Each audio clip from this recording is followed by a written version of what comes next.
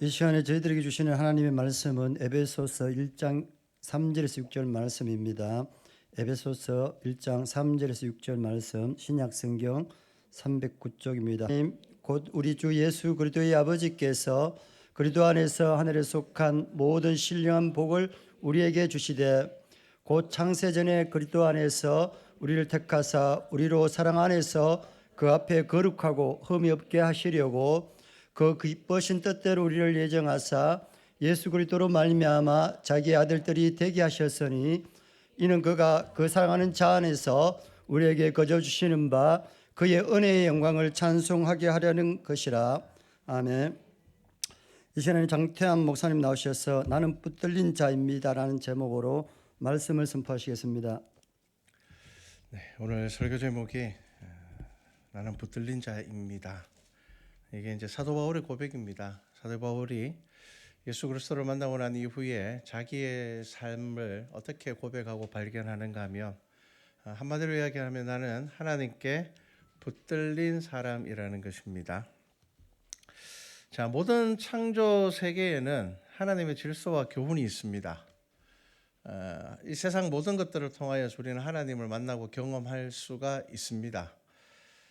아이가 태어나면요, 사랑을 받습니다.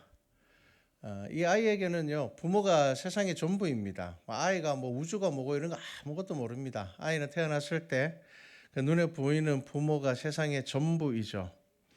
그리고 아이가 부모를 사랑하는 것은요, 선택이 아닙니다. 이건 뭐 다른 선택 여지가 없습니다. 아이가 태어나서 부모님의 자격을 보고 내가 사랑해야 되겠다, 아니다, 이렇게 하지 않습니다. 이거는 선택의 여지가 없는 사랑입니다. 물론 부모들 중에는요, 자녀를 사랑하지 않는 사람들 종종 있습니다. 하지만 대부분의 부모들에게도요, 아이들은 사랑해야 될 존재입니다.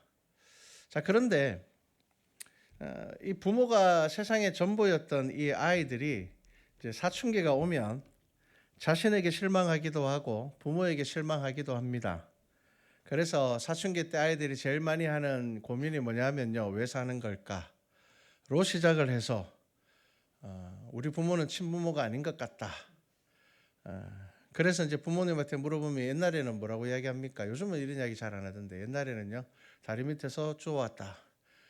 제가 중학교 1학년 때인가 제 친구가 이 말 듣고 가출해서 저희 집에서 하룻밤 자고 간 적이 있습니다.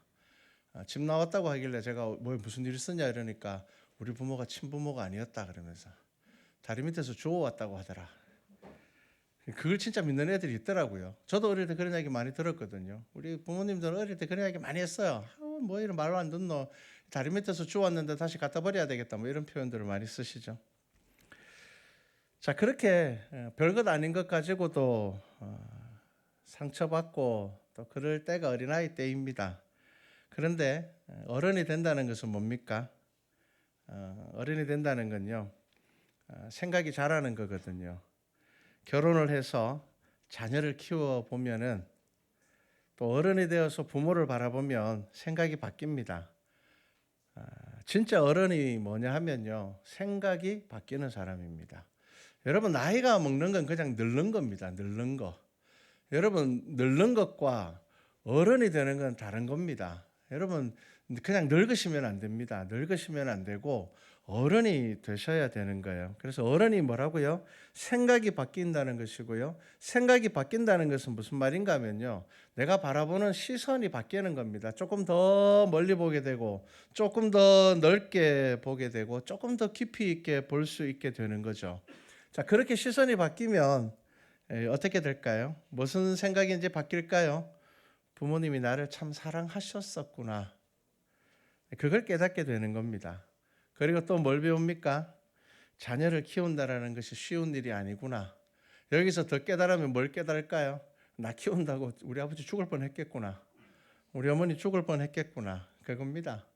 나 때문에 우리 아버지가 되었구나. 내가 안 태어났으면 아버지가 안 되었을 텐데, 내가 태어나서 아버지가 되었고 내가 태어나서 어머니가 되었구나. 여러분, 그것을 깨닫게 되면요, 관계가 바뀌게 됩니다. 그러면 뭘 깨달을까요? 어른으로 사는 거 참 힘들구나. 제가 동해중 가서 아이들 가르치면요, 아이들 빨리 어른 되고 싶대요.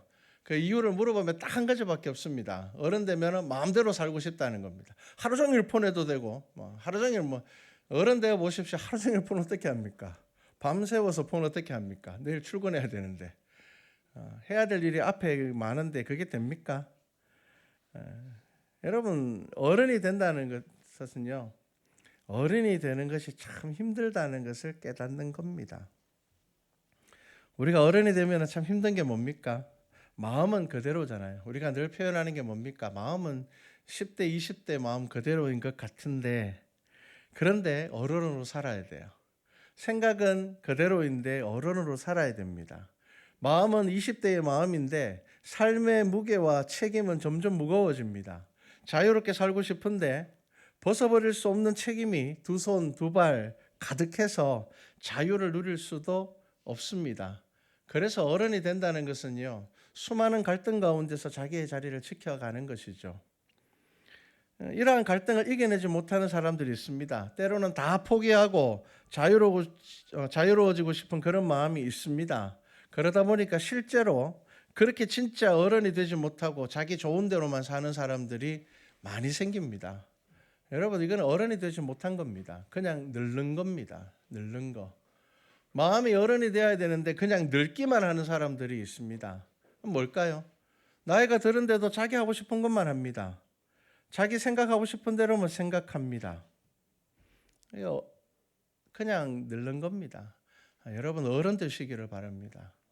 여러분 성숙해지시기를 바랍니다. 여러분 수준이 높아지시기를 축복합니다. 자, 이럴 때 아멘 해주셔야 되는데 자연스럽게 넘어가는데, 자, 믿음도 마찬가지입니다. 믿음도 마찬가지예요. 여러분 믿음이 자란다라는 말이 어떤 말입니까? 똑같습니다. 여러분 믿음이 자란다라는 것은요, 생각이 바뀌는 겁니다. 여러분 평생 어린아이의 신앙에 머물러 있는 성도들이 많습니다. 그 신앙의 모습이 늘 뭘 달라고만 하고 투정하고 다른 사람이 나한테 맞춰주기만을 바랍니다. 그러면서 정작 나는요, 하고 싶은 것만 하려고 합니다. 여러분 믿음이 자라면 어떤 사람이 되는 줄 아십니까? 하기 싫어도 해야 하는 일에 힘쓰는 사람이 되는 겁니다. 애쓰는 사람이 되는 겁니다. 늘 받는 것이 아니라 다른 사람에게 줄 수 있는 사람이 되는 겁니다. 이게 어린아이의 믿음이 아니라 어른의 믿음이 되는 겁니다. 그런 시간들을 지나서 자신의 존재의 이유를 감동적으로 바라볼 수 있는 것이 성도입니다. 여러분들의 삶을 바라보면서 감동 좀 받으셔야 됩니다. 내가 옛날에는 이거 참지도 못하는 사람이었는데 지금은 내가 그래도 이거 참을 수 있구나. 옛날에 나는 하기 싫은 거 조금도 못하는 사람이었는데 이제는 내가 좀 애쓰는 사람이 되었구나. 여러분 그런 거는 좀 자기 삶을 들여다보면서 감동받을 수 있으셔야 됩니다. 그게 어른이 되는 겁니다. 여러분 사도 바울의 서신을 보면요, 자주 등장하는 문구가 있습니다. 사도 바울의 편지에 제일 처음에 나오는 문구들이요, 거의 비슷합니다. 에베소서 1장 1절도 보면요, 사도 바울이 이렇게 표현합니다. 하나님의 뜻으로 말미암아 그리스도 예수의 사도된 바울은, 이렇게 시작을 합니다. 내가 잘나서, 내가 많이 배워서, 내가 능력이 있어서 사도된 것이 아닙니다. 뭐라고 표현합니까? 하나님의 뜻으로 말미암아 그리스도 예수의 사도된 바울은, 이라고 이야기를 합니다. 여러분 이 문구가 가지고 있는 의미를 잘 생각해 보셔야 됩니다. 사람은 조금 잘 되면요, 잘난 척 하거든요. 남을 가르치려고 하거든요. 내가 뭔가 된 것처럼 생각을 하거든요. 그런데 너무 잘난 척하면 남들이 싫어할까 봐 겸손한 척 하려고 우리가 입에 달고 사는 게 뭐냐 하면 하나님의 뜻이고 은혜거든요. 하나님의 은혜입니다. 그런데 그 사람이 하는 말 들어보면 하나님의 은혜는 하나도 없어요. 자기가 잘해서, 잘 선택해서, 자기가 뭔가를 잘 결정해서 그렇게 됐다고 이야기를 하면서 꼭 끝에는 하나님의 은혜입니다. 그런데 여러분 사도 바울은 다릅니다. 부귀영화를 부러워하지 않았고요, 남들에게 높임받는 자리에 머물러 있지도 않았고요, 자신을 추종하는 사람들 안에서 편안하게 선생 노릇하지 않았습니다. 복음을 전하기 위해서 고난과 박해의 자리를 피하지 않았던 사람이 사도 바울입니다. 여러분 바울이 사도가 된 것은요, 예수님을 믿었기 때문이라는 그 단순한 사실 때문이 아닙니다. 여러분 예수 믿는다고 해서 우리가 다 사역자가 됩니까? 우리가 다 선교사님이 됩니까? 우리가 다 사명 붙잡고 살아갑니까? 그렇지 않거든요. 여러분 우리가 예수 믿는다고 해서 다 바울처럼 살아야 되는 건 아닙니다. 그렇게 살 수 있는 사람 많지 않습니다. 하나님께서 특별히 붙잡아서 사용하시는 분들이 있습니다. 자, 그런데 중요한 것은요. 마음은 자라고 신앙은 자라야 하는 것은 사실입니다. 여러분 우리가 바울과 같은 삶을 살지는 못한다 하더라도 여러분 우리의 마음은 자라야 되고 신앙도 자라야 됩니다. 사도 바울은요. 그리스도인이 된 것에서 멈추지 않았습니다. 내가 예수 믿고 성도가 된 것에서 멈추지 않았습니다. 자랐죠. 생각이 바뀌고 가치관이 바뀝니다. 여러분 자라지 않는 신앙인들이 너무 많습니다. 대화를 해보면요. 생각이 변하지 않고 그대로입니다. 사람들이 착각하는 게 있는데요. 내가 세상의 지식이 늘어가면은요. 신앙도 늘어난다고 생각합니다. 내가 세상에서 좀 지위가 올라가고 명예가 올라가면요. 내 신앙도 올라가고 있다고 생각을 합니다. 그거 착각입니다. 세상의 지식은 늘어가는데요. 믿음의 지식은 그대로입니다. 그거 뭘로 알 수 있는 줄 압니까?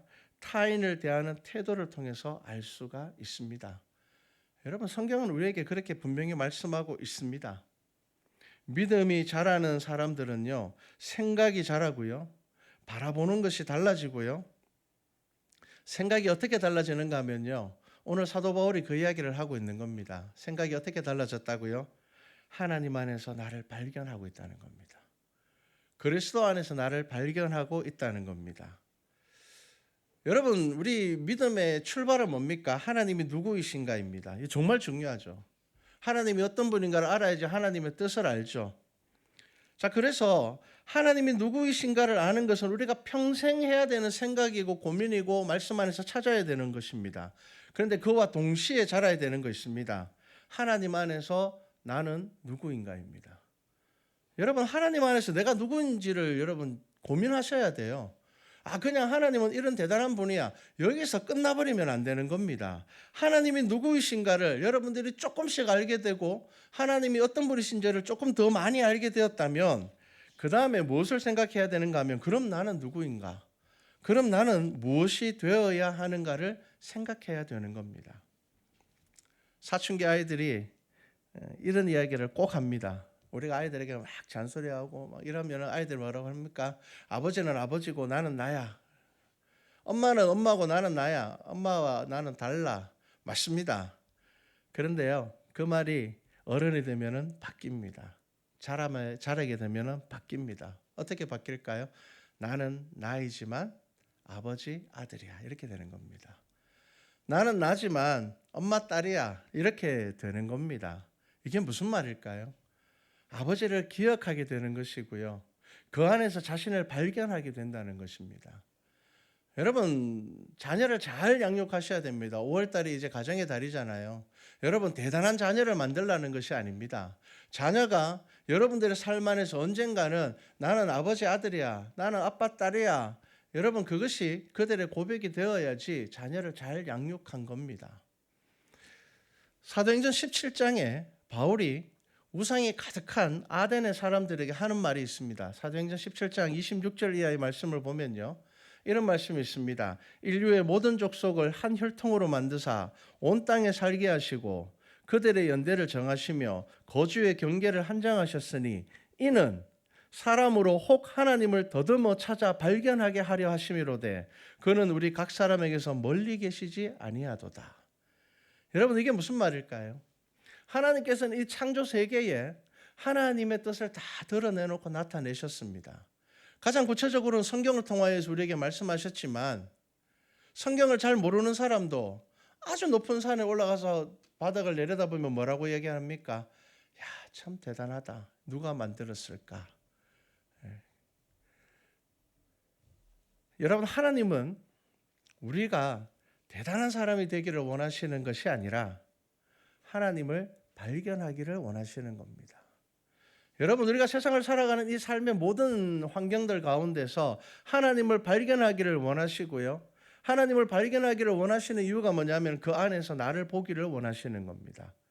나는 누구인가를 제대로 알기를 원한다면 하나님이 어떤 분이신지를 알아야 하는 겁니다. 여러분 그거 발견하지 못하면요, 인생 그냥 살다 가면 되지. 그냥 한 번 사는 인생인데 떵떵거리면서 한번 살아봐야 되겠다. 남들 하는 거는 다 한번 누려봐야 되겠다. 여러분 이게 우리의 가치관이 되어버립니다.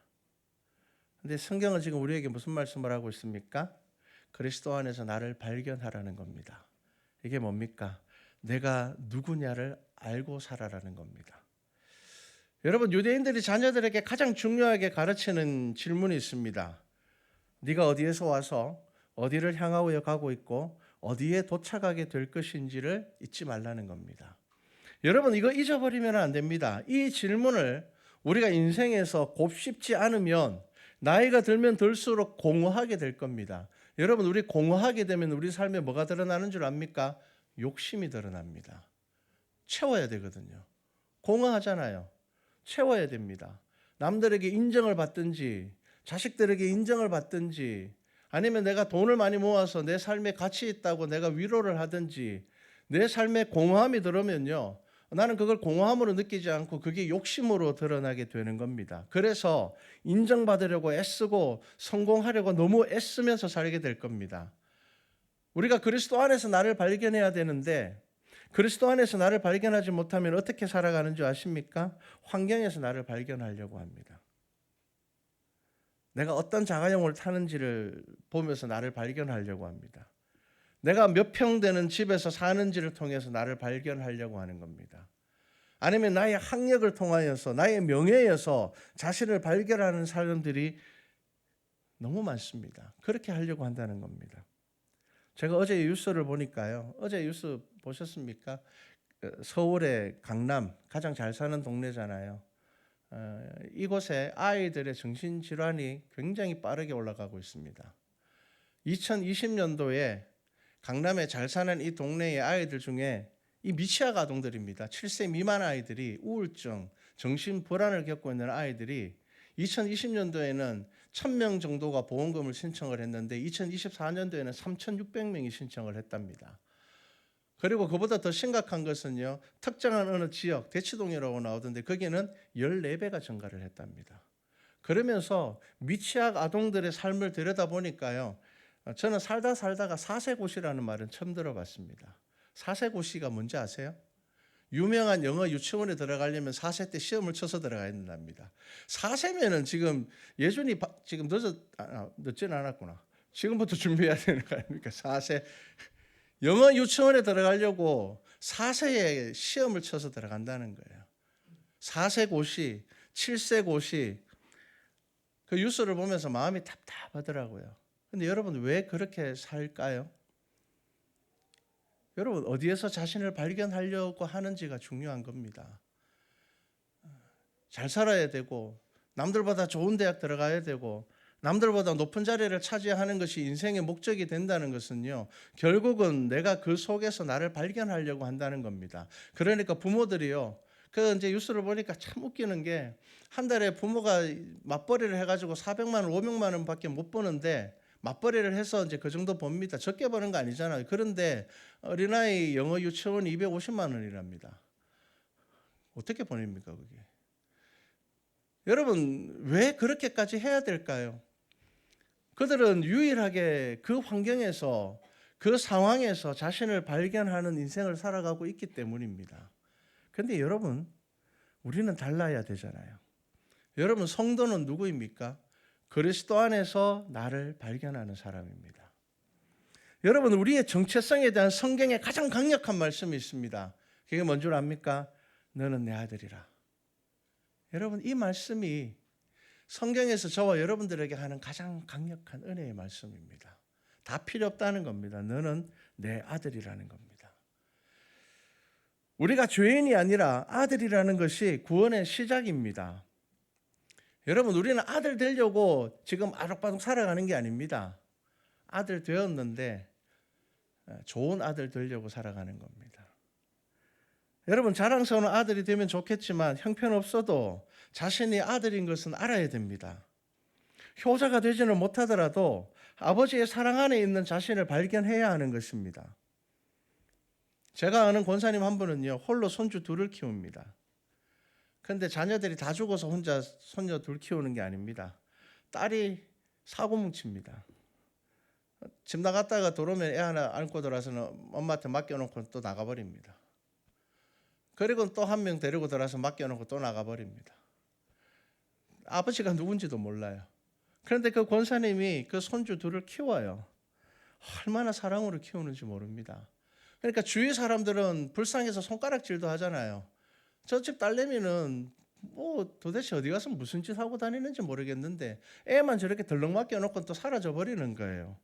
그런데 그 권사님이 뭐라고 이야기를 한 줄 압니까? 이 아이들을 교회에 데리고 왔어요. 신앙교육을 정말 열심히 시켜요. 그래서 무슨 말을 하는가 하면요, 그래도 내 딸이니까 이 아이들은 내 손주가 맞다라는 겁니다. 여러분, 하나님의 사랑이 그보다 작지 않습니다. 여러분, 하나님의 사랑이 그와 비교될 수 없는 사랑입니다. 여러분, 그걸 아셔야 됩니다. 바울이 하나님을 만나고 어떤 신앙 고백을 합니까? 자기를 발견하는 겁니다. 하나님을 알고 나니 자연스럽게 내가 누구인지를 알게 되었다는 것입니다. 하나님이 어떤 분인지를 깨달았는데 내가 누구인지를 뭘 해야 할지 아직까지 모르겠다면 여러분, 말씀을 붙잡고 다시 한 번 더 묵상해 보십시오. 여러분, 하나님이 어떤 분인지를 알게 되었다면요, 자연스럽게 내가 누군지를 알게 됩니다. 내가 뭘 해야 되는지도 알게 되는 겁니다. 바울이 다메섹 도상에서 예수님을 만나고 난 이후에 자신이 누구인지, 무엇을 해야 할지, 어떤 삶을 살아야 될지 알게 된 겁니다. 그래서 그 하는 고백이 지금 오늘 우리가 읽은 이 말씀입니다.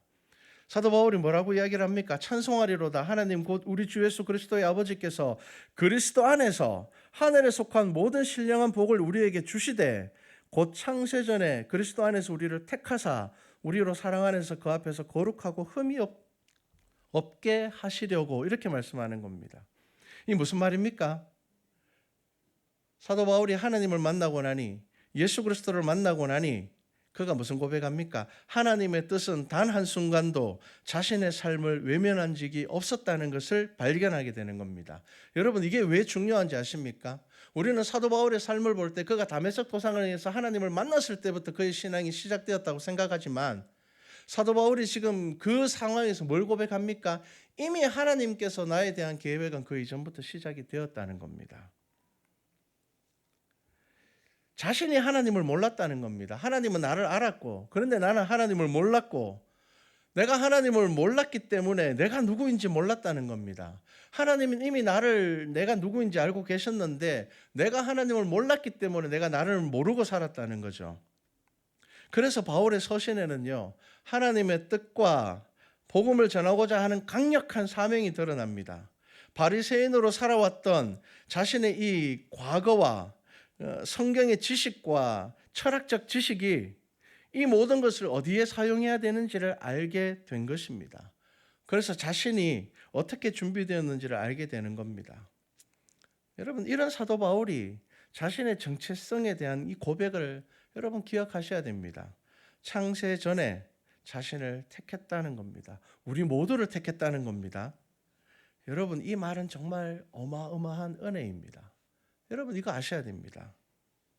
여러분, 하나님께서는 너희들이 잘하면 사용하시겠다는 것이 아니라 하나님은 이미 우리를 사용하시기로 작정했는데, 구원하시기로 작정했는데, 단지 우리가 세상의 욕심과 명예와 돈을 쫓아다닌다고 내 고집대로 내 마음대로 하고 싶어서 그건 모르고 살았다는 겁니다.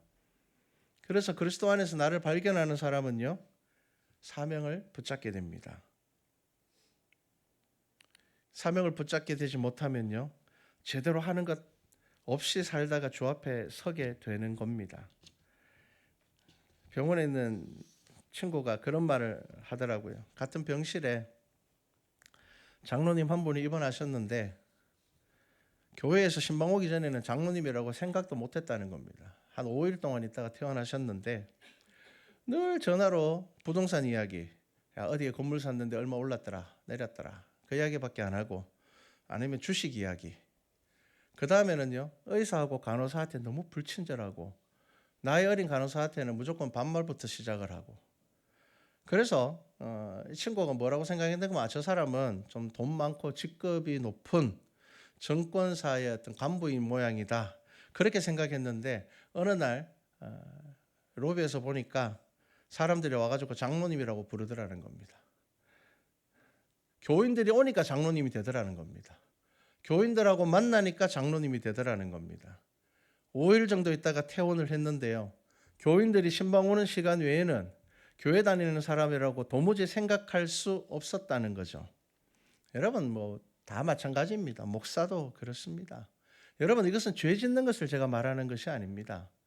그리스도의 성품이 안 된 분들이 너무 많다는 겁니다. 여러분 다르게 이야기를 하면 그리스도 안에서 자신을 발견하지 못한 겁니다. 여러분 하나님을 믿는 것과 예수 그리스도 안에서 자기를 발견하는 것은요 차원이 다른 문제입니다. 여러분 그리스도 안에서 나를 발견하는 것은 하나님께서 나를 택하심을 알게 되는 것입니다. 거룩하고 경건하라고 말하는 것이 아닙니다. 적어도 저와 여러분들의 삶이 말하는 것이 생각이 우리들의 고집이 그리스도 안에서 발견되어야 된다는 겁니다. 그리스도인으로 경험되어야 됩니다. 여러분 바울이 말하는 복이 무엇입니까? 신령한 복이 무엇입니까? 창세전에 하나님께서 그리스도 안에서 우리를 택하셨다는 겁니다. 그리고 사랑 안에서 그 앞에서 거룩하고 흠이 없게 하시려고 우리가 어떻게 율법 안에서 거룩하고 흠이 없을 수가 있습니까? 그래서 어떻게 하셨다고요? 그리스도를 이 땅에 보내주셨다는 겁니다. 여러분 이게 하나님의 사랑입니다. 여러분 사랑하는 자녀들을 한번 생각해 보십시오. 우리 교회 막내가 휘하고 예준이잖아요. 여러분 거룩하고 경건해서 사랑스럽습니까? 아니잖아요. 지 맘대로 하잖아요. 그런데 왜 사랑스럽습니까? 여러분 사랑은요 그렇게 설명되어지는 것이 아닙니다. 사랑은요 그냥입니다. 그냥 하나님께서 우리를 그렇게 사랑하시겠다고 하는 겁니다. 여러분 그러면 이 아이들이 자라면 징그러울까요? 옆집에는 자라면요 징그럽습니다. 그런데 우리 집에는요 나보다 더 커도 사랑스러운 겁니다. 여러분 사랑 안에서라는 이 성경 구절을 잘 기억하셔야 됩니다. 사랑 안에서 발견된다는 것은요 하나님께서 우리에게 허락한 가장 큰 은혜인 것을 아셔야 됩니다. 사랑 안에서는요 관계를 이야기하는 겁니다. 관계. 여러분 사랑은 관계입니다. 우리 옆집 애가 전교 1등 하면요 부러울 수는 있지만 걔가 막 사랑스럽지는 않습니다. 우리 집에 갖다 버리고 그 집에 데리고 오고 싶지는 않습니다. 그냥 부러운 겁니다. 부러운 거. 내 자식은요 전교 꼴등을 해도 미울 때가 있지만 사랑스러운 겁니다. 여러분 사랑이 무엇인지 아셔야 됩니다. 여러분 사고 쳐도 아버지 떠나지 마십시오. 아버지께서는 우리 놓지 않으십니다. 그래서 버티고 떼쓰십시오. 그게 자녀의 권리입니다. 여러분 왜 하나님의 자녀라는 단어를 성경에서 쓰시는 줄 아십니까? 이게 권리가 다르기 때문이에요. 사도 바울이 발견한 사랑 안에서는 우리에게 정말 자유를 주시는 말씀입니다. 윤리적이고 도덕적인 경건으로 하나님께 사랑받는 것이 아니라 그리스도 안에서 자녀가 되어서 율법으로 정죄받지 않고 죄에서 자유를 얻는 자녀라고 선언하는 것입니다. 여러분 이게 성경의 사랑입니다. 복음은 믿지 않는 자에게는 예수 믿고 구원받으라고 말씀하시는 것이고요. 이미 예수 그리스도를 믿는 우리들에게는 구원받았으니 이렇게 살아야 하지 않겠냐라는 것을 우리에게 말씀하는 겁니다. 하나님이 성도에게 바라시는 것이 뭘까요? 자라게 하시고 성숙하게 하셔서 결국에는 그리스도 안에서 우리를 발견하게 하시는 겁니다. 여러분 저와 여러분 모두는 자라고 있는 중입니다. 여러분 목사가 다 자라서 여기서 설교하는 거 아닙니다. 여러분 그렇게 생각하시면요 실망할 일이 많을 겁니다. 여러분 제가 이 자리에서 설교하는 자격은 뭘까요? 그리스도의 사랑을 힘입어서 용기를 내어서 이 자리에서 말씀을 전하는 겁니다. 태초부터 나를 택하신 그 사랑을 의지하여서 나를 발견하는 것입니다. 그래서 성경은 사도 바울은 하나님께서 나를 예정하셨다고 고백합니다. 여러분 사도 바울에게 이 고백이 왜 중요한지 아십니까? 이러한 고백이 있었기 때문에 예수 믿는 사람을 죽이러 다녔던 사도 바울의 과거가 사도 바울에게 죄책감이 되지 않고 자책이 되지 않고 절망이 되지 않고 사도가 될 수 있었던 겁니다. 여러분 예수 믿는 사람 죽이러 다니던 사람이 어떻게 사도가 될 수가 있겠습니까? 여러분 이 속에 그리스도의 복음의 진리가 있는 겁니다. 바울이 고백하는 가장 중요한 믿음의 가치가 뭐냐면 자녀입니다. 왕의 자녀는요, 모든 법에서 자유함을 얻습니다. 딱 하나, 반역의 죄만 적용이 됩니다. 여러분, 우리를 자녀라고 표현하는 성경의 이 복음의 은혜를 아셔야 됩니다. 너희는 이제 종이 아니고 너희는 이제 자녀다라고 이야기하는 게 뭐냐면요, 우리는 모든 죄에서 자유함을 얻고 딱 하나 걸리는 게 있습니다. 마태복음 12장 31절에 예수님께서 이렇게 말씀하십니다. 그러므로 내가 너희에게 이르노니 사람에 대한 모든 죄와 모독은 사하심을 얻되 성령을 모독하는 것은 사하심을 얻지 못하겠고. 자, 이게 무슨 말씀일까요? 여러분, 한 구절에 빠지면 안 됩니다. 그러면 막 이상하게 해석하기 시작하라는데, 여러분, 제가 성경 말씀에 이해가 잘 안 되면은 그 앞뒤 문맥을 다 읽어보라고 제가 말씀을 드렸죠. 예수님께서 이 말씀을 언제 하셨는 줄 아십니까? 예수님께서 능력을 막 행하시는 것을 바리새인과 서기관들이 모여서 저거 아니다, 저거 하나님이 하시는 일이 아니고 바알세부를 힘입어서 하는 것이라고 말할 때 그들을 향하여서 예수님께서 하신 말씀입니다. 여러분, 성령을 모독하는 것, 회방하는 것이 무슨 의미인지 아십니까? 하나님이 하신 일을 하나님이 하신 일이 아니라고 이야기하는 것은 용서받을 수 없다는 겁니다. 여러분, 그겁니다. 그러면 우리의 삶에 어떻게 적용할 수 있을까요? 하나님을 믿노라 하면서 하나님이 내 삶의 주인 되심을 부정하는 것입니다. 마치 내가 세상을 사는 것처럼, 내 힘으로 살아가는 것처럼, 그러면서 복을 얻기 위해서만 하나님을 찾는 것은 하나님의 하나님 되심을 부정하는 것입니다. 하나님께서 우리를 자녀 삼으신 이유는 뭘까요? 완전한 인간이 되라고요? 아닙니다. 불가능합니다. 그 은혜를 알고 하나님을 찬송하게 하려는 것입니다. 그래서 오늘 말씀에 그렇게 말씀하고 있죠. 이는 그가 사랑하는 자 안에서 우리에게 거저 주시는 바 그의 은혜의 영광을 찬송하게 하려는 것이라. 여러분, 자신에게서 자격을 찾지 말고 하나님의 사랑 안에서 자격을 찾아야지 그리스도 안에서 나를 발견할 수가 있게 됩니다. 여러분, 예수님께서 하시는 탕자의 비유를 한번 잘 기억해 보십시오. 돌아온 탕자에게 무슨 자격이 있습니까? 그런데 아버지가 이 탕자를 대하는 태도를 보십시오. 과거의 의미를 두지 않습니다. 네가 내 재산 다 들고 나가서 다 탕진하고 왔는 것 의미 두지 않습니다. 그리고 망하고 지금 거지꼴로 돌아온 자녀의 지금 모습에도 의미를 두지 않습니다. 그리고 그 아버지가 자녀에게 뭐라고 이야기를 합니까? 오늘 나는 잃었던 내 아들을 찾았다라고 하는 겁니다. 여러분, 이게 복음입니다. 여러분, 이게 은혜입니다. 하나님께서는 우리의 과거나 우리의 지금 거짓골로 와 있는 이 모습을 보고 자격을 정하시는 것이 아니라 내가 이미 너를 나의 아들로 생각하고 있다는 겁니다. 나는 단 한 번도 너를 내 아들이 아니라고 생각한 적이 없다는 겁니다. 여러분, 이것이 사도 바울이 고백하는 겁니다. 여러분, 하나님 안에서 우리를 발견하셔야 됩니다. 그래야지 믿음이 자랍니다. 그래야지 믿음이 자라기 시작할 겁니다. 저와 여러분 모두는 자격이 없지만 하나님의 사랑에 붙들린 자들입니다. 여러분, 꼭 기억하셔야 됩니다. 우리가 하나님 붙든다고 자꾸 생각합니다. 아닙니다. 내가 붙들고 있다고 착각하시면 교만이 들어옵니다.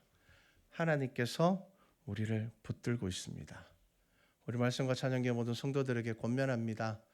여러분, 그리스도 안에서 여러분을 발견하시기 바랍니다. 여러분의 자격 안에서 발견하지 마십시오. 죄책감만 들 겁니다. 자괴감만 들 겁니다. 나 같은 게 무슨. 여러분, 우리 안에서 자격을 찾으면 거기에서 벗어나지 못합니다. 어디에서 자격을 찾으라고요? 그리스도 안에서. 더 정확하게 이야기하면요, 그리스도의 사랑 안에서 우리의 자격을 찾으시기를 바랍니다. 그러면 우리의 믿음이 자라기 시작할 겁니다. 우리 말씀과 찬양계 모든 성도들이 믿음이 자라고 자라 믿음의 장성한 분량에 이르는 교회와 성도 되기를 주님의 이름으로 축복합니다. 기도드리겠습니다. 사랑의 하나님, 우리가 어디에서 자꾸 자격을 찾으려고 합니까? 우리가 어디에서 스스로를 발견하려고 합니까? 세상에서 나의 지위 안에서 나를 발견하려고 하지 않습니까? 도덕적이고 윤리적인 것 안에서 나를 발견하려고 하지 않습니까? 사도 바울이 분명히 우리에게 말씀합니다. 그리스도의 사랑 안에서 우리를 찾아야 됩니다. 그러면 우리는 발견하게 될 것입니다. 나는 붙들린 자이구나. 하나님께서는 나를 포기하지 않으시는구나. 하나님께서는 끝까지 나와 함께 하시는구나. 알게 될 것입니다. 이 복음의 은혜 가운데 살아가는 성도들 되게 하여 주시옵소서. 감사드립니다. 예수님의 이름으로 기도드립니다. 아멘.